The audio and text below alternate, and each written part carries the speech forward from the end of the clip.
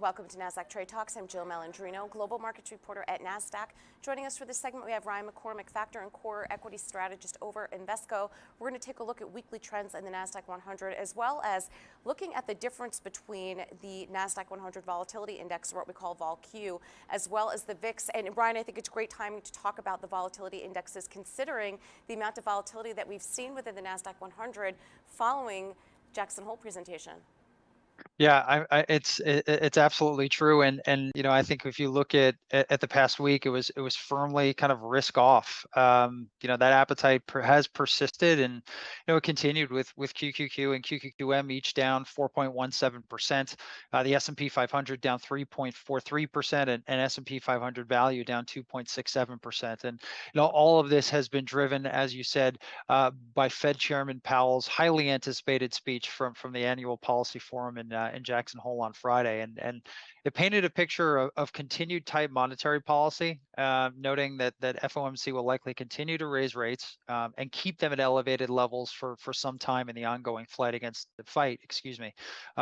inflation. And Powell noted that reducing inflation likely to require a sustained period of below trend growth, and that there's going to be some softening of labor market conditions, and kind of noted that it's going to bring some pain to households and businesses, but noted that a failure to restore price stability would mean far greater pain, noting that the slight reduction that we've seen in prices is not really near where the Fed would like it to be. So kind of reiterating the stance that controlling inflation now and restoring that price stability is the number one goal of the FOMC.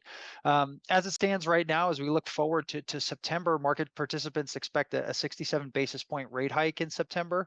So another 75 bips is certainly still a likely outcome in the market size.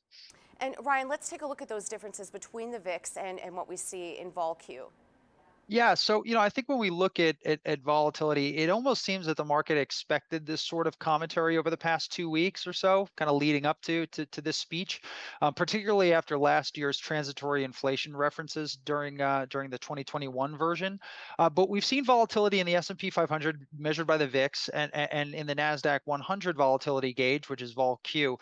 They've fallen pretty substantially from the June market lows up until mid-August, where we started to see this rally stall, and around that time, that was kind of speculation for more of a hardline stance during the speech. That we started to hear that heat up a little bit, and since then we've seen volatility move, persistently higher amid some challenging performance. QQQ has been down 9.64% since then, and the S&P 500 has dropped 7.17%. And as you and I have spoken about, since tighter policy has been enacted, we haven't necessarily seen the labor market rolling over yet. So, just one day before Powell's speech, we saw initial jobless claims for the week ended August 20th come in at 243,000. That missed, or that was lower than the economist forecast of 252,000, and down from the previous week's 245,000 figure, which was revised lower from 250,000. So, tomorrow we have claims for the week ended August 27th. They're expected to come in around 247,000.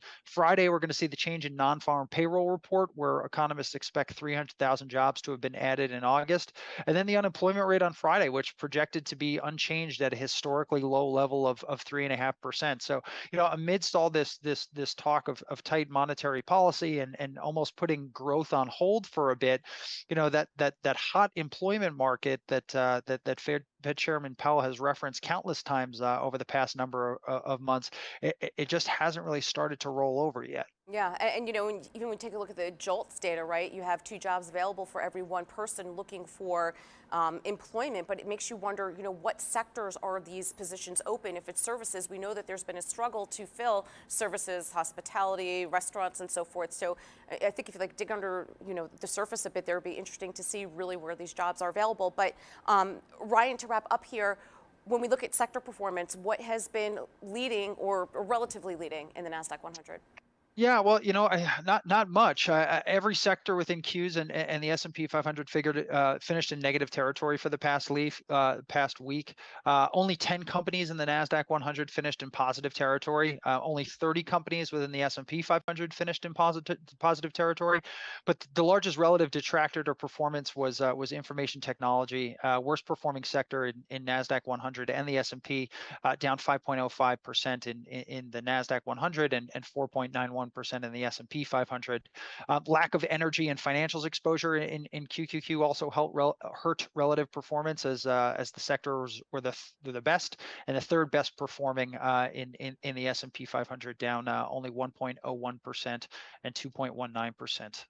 All right. Well, we're kicking off September tomorrow. We know what that month typically brings. So, Ryan, we'll see where we are next week. Appreciate the insight as always. Thanks for joining us on Trade Talks. I'm Jill Malandrino, Global Markets Reporter at Nasdaq.